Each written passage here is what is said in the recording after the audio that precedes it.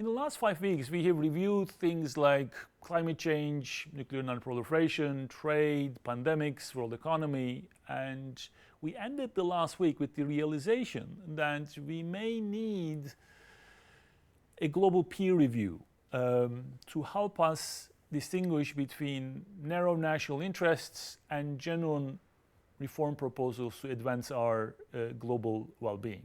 Now, that's an audacious idea, and we need to ask ourselves whether we have the building blocks of such a grand notion. For example, do our religions or philosophies suggest that we have responsibilities to others? And if so, how do they formulate those responsibilities?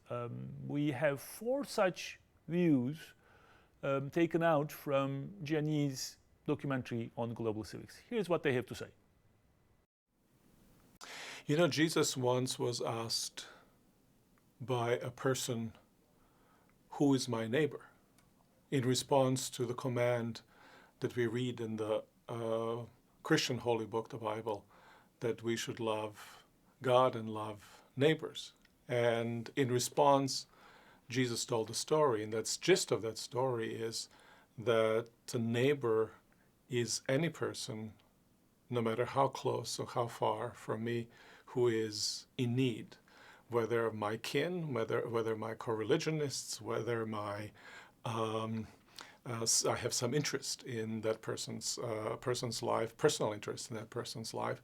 That person is my neighbor. Therefore, a person in Germany, a person in Ethiopia is my neighbor, and especially if that neighbor is in need, he or she has a claim on me. I have a responsibility to that person. İnsan olmak itibariyle bütün insanlara karşı, hatta sadece insanlara karşı, tüm canlılara karşı ve tüm evrene karşı insan olmak itibariyle sorumluluğumuz var. Benim de içinde yer aldığım, inandığım İslami tasavvufi görüşe göre ki Hz. Mevlana'nın, Celaleddin Rumi'nin bir sözüdür. Beni Adem aza yekdigerent der. İnsanoğlu birbirinin uzvu gibidir. İnsanın nasıl ki bir organı hastalanırsa ve ağrırsa, diğer organlar ondan etkilenirse, yeryüzündeki bir insan da, hatta bir canlı da muzdarip olduğunda, rahatsız olduğunda kendini insan varsayan, insan olduğunu hisseden herkes bunu paylaşması lazım. Bu felsefeye göre, bu düşünceye göre. Ne var ki birçoğumuzun taşıdığı etnik, dini aidiyetler, kimlikler, daha doğrusu bu aidiyetleri fazlaca önemsiyor olmamız, fazlaca insan olma ortak paydasının önüne getirmemiz, bu acıları hissetmemizin önünde önemli bir engeldir. 站在儒家的立场上呢，他有一种天下意识。中国古人有一句话叫做“天下兴亡，匹夫有责”。那么这个天下呢，在现在的这个视野的理解下，应该就包括这个地球，整个人类都可以理解为天下，普天之下。那么普天之下，所有的人，他们的喜怒哀乐，我觉得跟我们每一个人都是息息相关的。肯定是每一个人的喜怒哀乐，对于我们个体来说，都是有责任的。如果往深处说一点的话呢，叫天人感应，天人合一。不仅和人有关系，和整个世界、整个天地都是息息相应的，它是一个整个的生命体。在这个角度来理解的话，肯定是我们每一个人都是这个大生命的一份子，一个部分。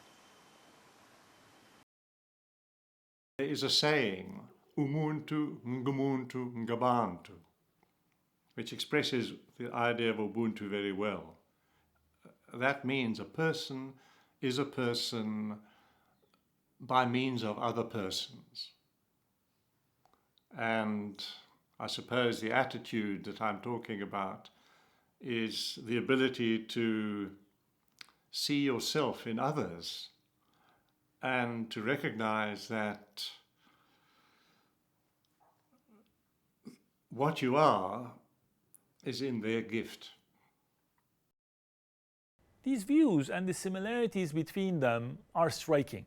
It seems like our major religions, major philosophies do indeed have a rich account of our interdependence, and they have requirements, obligations, describing our obligations to others. And the question we need to ask ourselves is whether we can weave these together to forge a global civics, to nurture a global conscience. And it is here that we turn to Professor Metz from University of Johannesburg in South Africa for him to give us a more systematic reading of major religions and major philosophies in the world, what they have to say about our interdependence and our obligations to others. Here's his lecture.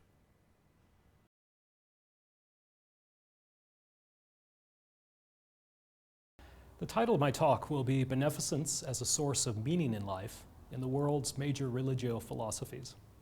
In it, I aim to provide an extremely big picture of the world's civilized thought over the past several centuries, about our obligations to help one another.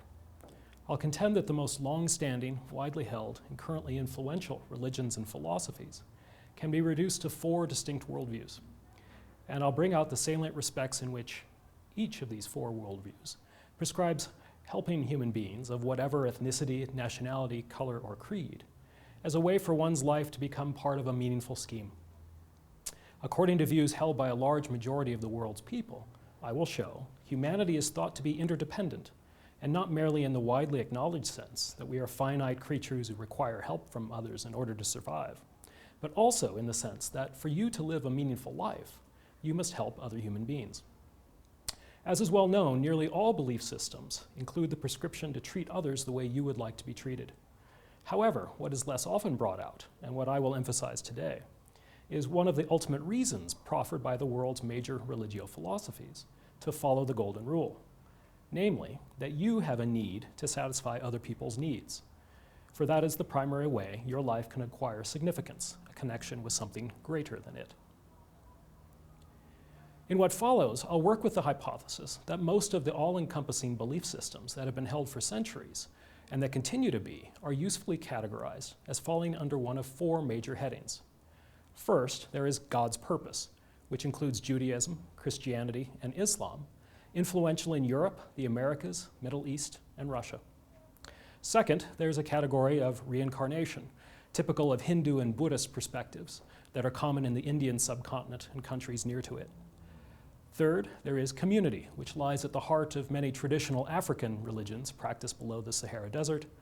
And fourth, humanism, characteristic of mainstream Confucianism in the East and also secular ethical philosophies in the West. This 4-fold division takes into account the views of a good 6 billion of the world's current population of around 7 billion people.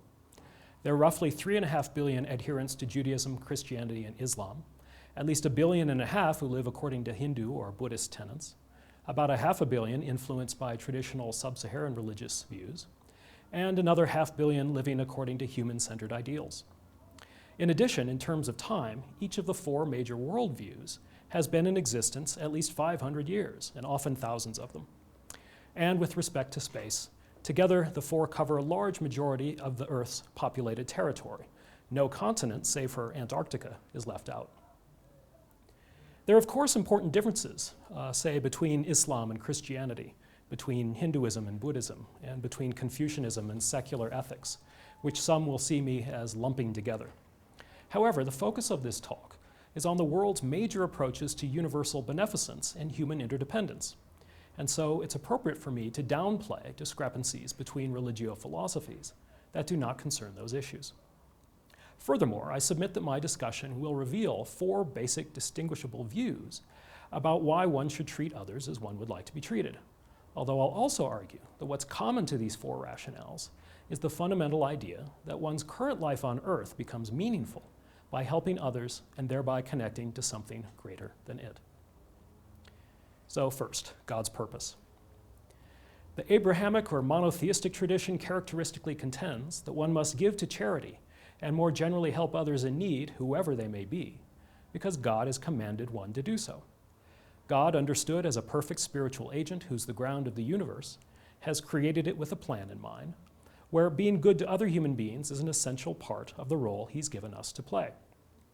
Upon fulfilling the purpose God has assigned, in most contemporary versions of monotheism, one can expect to meet God in heaven, either as something deserved for one's good deeds, as in Judaism and Islam, or as a gift consequent to one's faith, as in Christianity.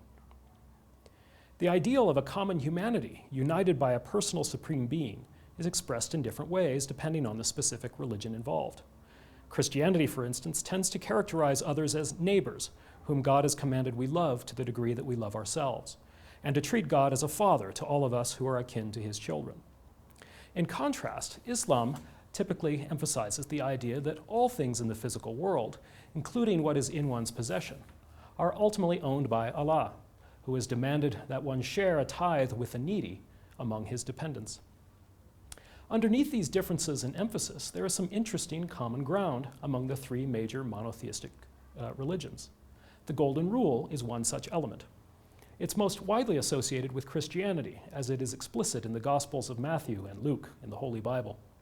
However, one will find the Golden Rule in the Talmud, the rabbinic interpretations of the Torah. Consider the famous remark, quote, "What is hateful to you, do not do to your neighbor. That is the whole Torah, while all the rest is commentary."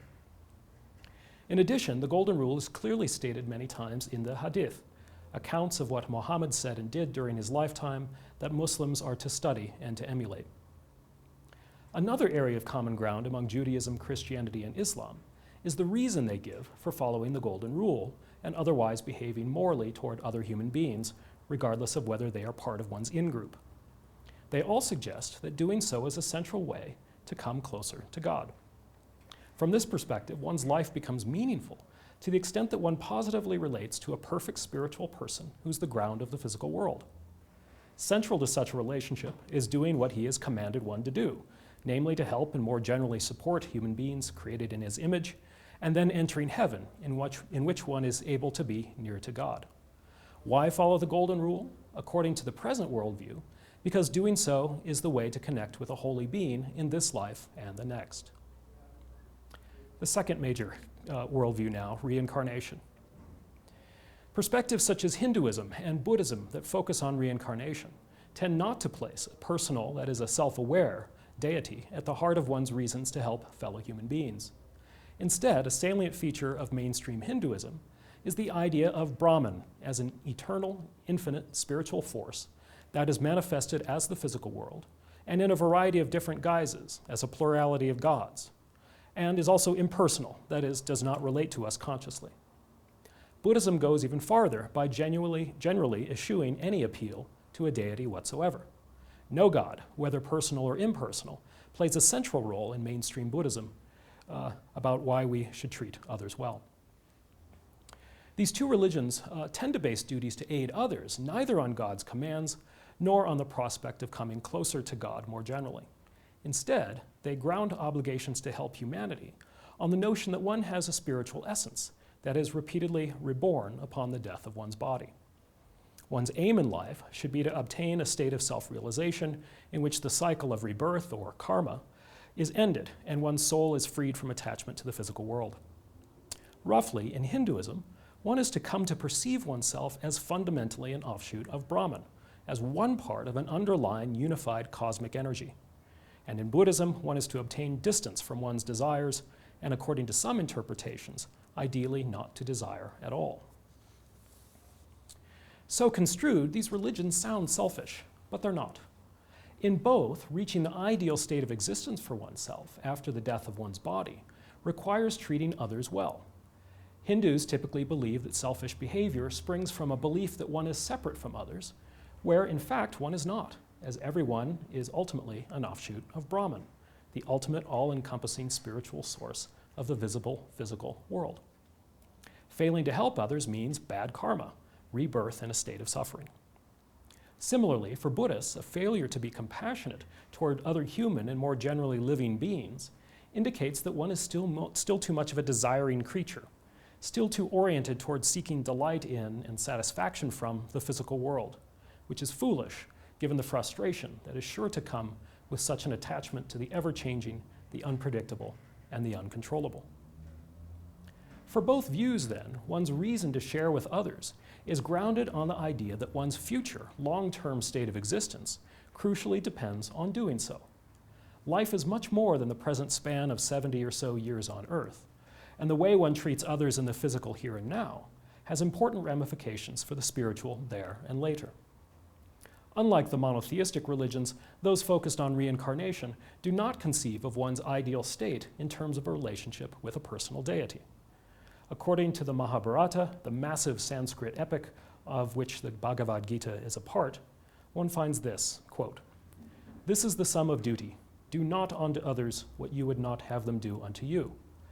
And in the Udanavarga, a collection of sayings attributed to Buddha and his followers, one encounters the prescription, "Hurt not others in ways that you yourself would find hurtful." What I want to emphasize, though, is the basic reason the reincarnation tradition provides for adhering to this golden rule. Namely, the meaning of this life is to be found in the next, or what one does in this physical world has important ramifications for one's ultimate spiritual state. Turning now to the third major worldview, community. Many Africans, by which I mean black peoples living below the Sahara Desert, have taken on Christian and Islamic perspectives. However, African societies have held a certain cluster of metaphysical and moral beliefs distinct from those that came along with settlers from Europe, India, the Middle East, and elsewhere, and which indigenous beliefs continue to be salient today. For instance, sub-Saharans characteristically believe in the continued invisible existence of ancestors, people who are not merely forebears of a given people, but ones who lived to a ripe old age and exhibited moral wisdom, that is, were elders. It is widely thought that elders whose bodies have died continue to live on and routinely interact with us, and Africans often call them the living dead. Ancestors might appear to us in dreams or punish communities for misbehavior, or communicate messages to spirit diviners, or even be reborn in a grandchild. Several other traditions, including Hinduism and Confucianism, also include practices of venerating or respecting ancestors. But communing with ancestors is particularly at the heart of traditional African religions. In addition, for some sub-Saharan societies, not only do some whose bodies have died continue to exist in an invisible form, but there are also beings who have not yet been born as human who pre-exist in a similar spiritual mode, so that there exists what is often called a triadic communal relationship possible between past, present, and future generations. For much of the African tradition, one's basic aim in life should be to become a real person, to live a truly human way of life, or to exhibit what's widely known in southern Africa as Ubuntu, humanness, or virtue. One develops Ubuntu, or human excellence, primarily by entering into community with other human beings, as well as with the living dead and the not yet born. To enter into community with others, whether visible or invisible, is a matter of both sharing a way of life with them, perhaps by remembering them in the case of ancestors, or bringing them into physical existence with regard to the not yet born, and also caring about their quality of life, particularly when it comes to human beings whom one is in a position to substantially influence. In the African tradition, the extended family, which includes the previous generations of ancestors and the future generations of the unborn, the extended family is the most intense and desirable realization of community. But that does not mean that those outside of one's kin are unimportant. When strangers visited a sub-Saharan village in the pre-colonial era, they were typically treated with warmth and generosity, to the point where the best food would be taken from family members and given to the strangers, at least for a time. It's been common in sub-Saharan worldviews to consider everyone as part of a human family, and so a potential person with whom to be hospitable. According to some African scholars, sub-Saharan ethical norms are well captured in terms of the Golden Rule. For instance, Kwasi Wiredu, who's probably been the most influential African philosopher over the past 20 years, remarks of his Akan people in Ghana that they often say, quote, "Do not do unto others what you would not that they do unto you." From a characteristically sub-Saharan perspective, the reason to abide by the Golden Rule is that it is a way of triadic communing with other persons, whether human or not, or equivalently, that it's a way of exhibiting Ubuntu and obtaining the promise of becoming a named, remembered, and venerated ancestor oneself. As with the previous two traditions, the African one suggests that beneficence toward others is a way of fixing one's place in a larger spiritual realm. Now for the fourth major religio-philosophy, humanism. The three traditions considered above, God's purpose, reincarnation, and community, centrally include spiritual elements, such as a deity, a soul, and ancestors, which are thought to provide important reason for us to go out of our way to help others now. The last major worldview does not essentially appeal to anything supernatural, spiritual, immaterial, invisible, or the like. Instead, it grounds our obligations to one another, in the first instance, on physical facts. I call this approach humanism, where by human, I mean a certain biological species, Homo sapiens. However, this perspective might also be called naturalism, insofar as it is open to the idea that there are obligations not merely to us as fragile bodily creatures, but also to other parts of nature, such as animals, where the animals lack any spiritual significance. There are two salient expressions of a humanist standpoint across the globe: Confucianism in the East and secular ethical philosophy in the West, which emerged from the Enlightenment period.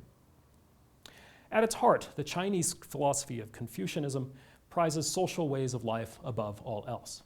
The good life is thought to lie in the here and now, and to be constituted by exemplifying various virtues in relation to others.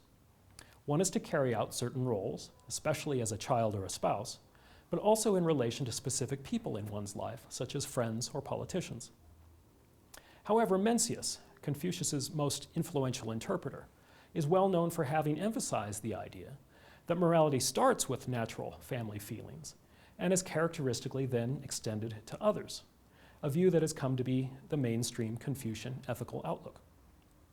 A central virtue for Confucians is ren, perhaps best translated as humanness or beneficence, and which is worth comparing with the idea of Ubuntu in the African tradition. Ren for Mencius is famously exemplified by the disposition to prevent a young child from falling into a well. As with the other traditions, the Golden Rule has figured prominently in Confucian thought. Indeed, Confucius himself has advocated it in the Analects. Quote, "Is there one word that can serve as a principle of conduct for life?" Confucius replied, "It is the word reciprocity. Do not do to others what you do not want them to do to you." In addition, Mencius refers to the Golden Rule when he says, "Try your best to treat others as you would wish to be treated yourself, and you will find that this is the shortest way to benevolence." Ren. The Golden Rule has also played a role in secular moral philosophical thought in the West, but much less so than in Christianity or in Confucianism. In Anglo-America and Western Europe, professional ethicists, moral philosophers, and jurists have, since the end of the medieval period, worked on developing conceptions of duties that are not fundamentally grounded on anything spiritual. As the Golden Rule does not make essential reference to something beyond this earthly world, one might have thought that it would be popular. However, it has not been. Here are three reasons why most contemporary ethicists and moral philosophers think the Golden Rule is not the most careful or precise way to capture our moral obligations to one another. First, a plain reading of the Golden Rule suggests that it altogether forbids punishment and coercion. If you are a judge, you're obligated to put yourself in the shoes of the offender, and of course, since the offender would not want to be punished, it appears that the judge would be forbidden by the Golden Rule from handing down any punishment whatsoever. Second, the Golden Rule does not help one decide how to allocate resources in conditions of scarcity. If there were a shortage of life-saving medicine that one person had, how could he decide who gets them when he would of course want them if he were in any one of a number of people's shoes? Third, the Golden Rule on the face of it struggles with considerations of cultural and personal differences. The principle says that I should treat others the way I would want to be treated, but it could well be inappropriate to treat others in the way I would like, given their tastes and interests that differ from mine. Although Euro-American philosophers believe the Golden Rule is a useful heuristic device or a rough approximation, most believe that some other secular theory is more accurate. Specifically, for the past few hundred years in the West, the two dominant humanist principles of morality have instead been utilitarianism and Kantianism. The word utilitarianism comes from utility or usefulness, with the basic idea being that we owe it to others to do some good. This view was famously espoused by John Stuart Mill, a 19th century British philosopher. Utilitarians maintain that wrong actions are those that reduce people's quality of life, and that right actions are rather those that improve it to the extent that's possible at the time. From this perspective, everyone matters morally and has a claim to help to the extent that they have lives that could go better or worse to a certain degree. Kantians, in contrast, contend that we have a dignity, which is lacking in the animal, vegetable, and mineral kingdoms, which we have because we're capable of governing ourselves or making intelligent choices, and which demands respect. Wrong actions are those that degrade people's capacity for autonomy, and right actions are those that instead treat people's ability to make decisions for themselves as the most important value in the world. Such a view is grounded in the work of Immanuel Kant, a 18th century German philosopher. Both utilitarian and Kantian moral philosophies are typically set in the context of a vision of an all-inclusive humanity. Utilitarians urge us to act from what they call the viewpoint of the universe, a perspective in which one imagines the well-being of all creatures in the physical world and thinks about what one could do to maximize it in one's particular limited circumstances. Kantians tend to instruct us to think about creating a moral system in light of what everyone affected would be reasonable to accept in light of their interest in being treated with respect. Both of these philosophies think of the heart of morality as springing from an impartial vision of oneself as merely one among all. So, while contemporary humanist philosophers and ethicists tend not to appeal to the Golden Rule, they share with the other three traditions the idea that one major reason to help others is that doing so is to link up with something greater than oneself, in this case, humanity. I said in the introduction that I would provide a very big picture, and indeed I have. I've suggested that most of the world's major religio philosophies can be reduced to four basic perspectives, each of which is plausibly viewed as instructing us to help other human beings, because doing so is a way to make our lives part of a larger, meaningful structure, whether coming closer to God, realizing a certain state of one's soul, communing with ancestors, or living as one human being among many. If this bird's-eye view of global thought is basically correct, it's tempting to suggest that the primary function of a religion, a philosophy, or a worldview over the past several centuries has been to provide human beings a way to appreciate our interdependence. At the 1993 Parliament of the World's Religions, about 200 scholars representing the world's religions adopted a declaration of a global ethic, which included this statement: "We are interdependent. Each of us depends on the well-being of the whole, and so we have respect for the community of living beings, for people, animals, and plants. All our decisions, actions, and failures to act have consequences. We must treat others as we wish others to treat us." In this talk, I've drawn attention to our interdependence not merely as beings with needs that others have an obligation to fulfill, perhaps according to the Golden Rule, but also as beings who need to fulfill others' needs. In order for us to live meaningfully, to transcend the narrow limits of our individual biological lives, we depend on others for the opportunity to help them. The prevalence of ethics of reciprocity in all major philosophies and religions around the world is extraordinary. Why is it that they use an almost identical language to formulate things like the Golden Rule? This is an important question, and we should have an answer for this. We will try to answer this question at the last lesson of our course in week 14. One person that I find very thoughtful in thinking about these issues is Kwame Appiah.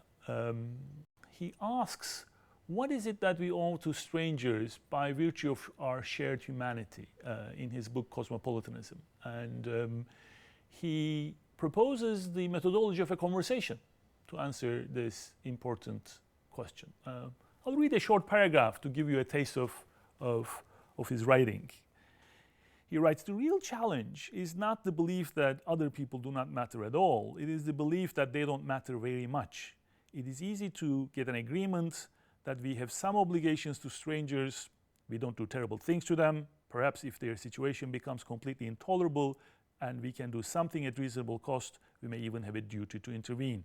Perhaps we should stop a genocide, intervene when there is mass starvation or a great natural disaster. But must we do more than this? Here is where an easy assent starts to fray." The next chapter where he grapples with these questions is your reading for the week. Your writing for this week is going to be about the Golden Rule. I ask you to describe what the Golden Rule is and to situate it in the worldview or the philosophy that you identify with. You have, as usual, 500 to 1,000 words to complete this assignment. Next week, we will be talking about global public goods, and we will have two readings. The first of that reading, I want you to complete before that lecture. That reading is from the report of the International Task Force on Global Public Goods. You should do this reading and then move on to week 9. Good luck.